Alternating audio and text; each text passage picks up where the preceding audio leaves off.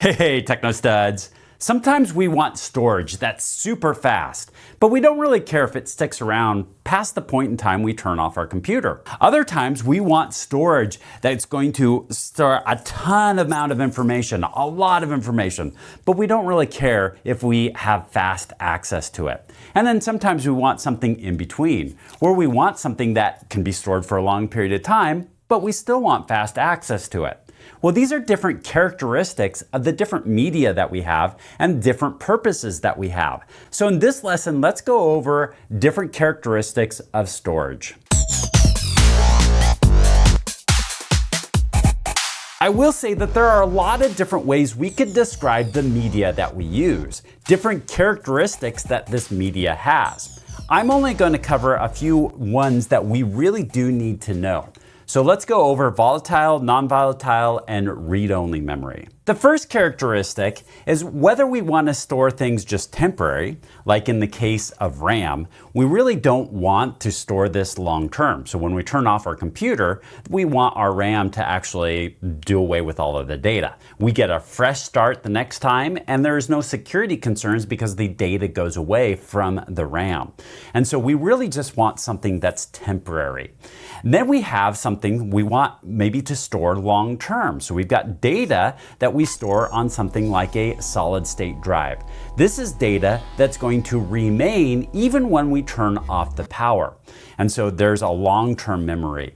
And so the differences with this is we call this volatile memory, the memory that just sticks around for just a short period of time and is for short term, such as RAM. And then there's the non-volatile, the memory that sticks around a lot longer. Another characteristic that we commonly see when it comes to storage is ROM, read-only memory. An example of this might be this CD-ROM. The CD-ROM is a read-only memory, so we only read from this device.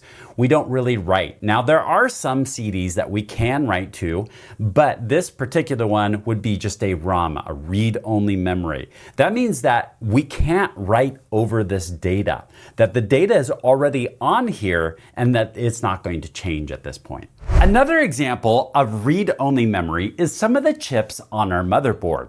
In fact, there is a specific component on our motherboard that we call the ROM, read-only memory. It's a component on the motherboard, and I believe on this motherboard it's right here. It's this component, and it stores the BIOS, the basic input-output system, which is the initial set of instructions that tell this computer how to start up and start functioning. And so the BIOS is stored on that read-only memory. Now, different characteristics are typically associated with different types of media. For instance, what we have when it comes to non-volatile memory, that means that memory that we can store long term. An example would be is if we store this on a punch card, that's long term. If we store it on magnetic media, that's long term. If we store it on CD-ROM, that's long term. That's all that non-volatile. That means we don't have to continue to apply power to it to keep it stored. So paper, optical, and magnetic would all be considered non-volatile. When we talk about read-only memory, typically our CDs are CD-ROMs, read-only memory. So that would be an example of a read-only memory. And the same thing with our punch cards would be read-only, right? And so we have the read-only memory here that's associated with those two versus magnetic media is not read-only. Usually we can write to it and then also write over that and write out many different times to that magnetic media.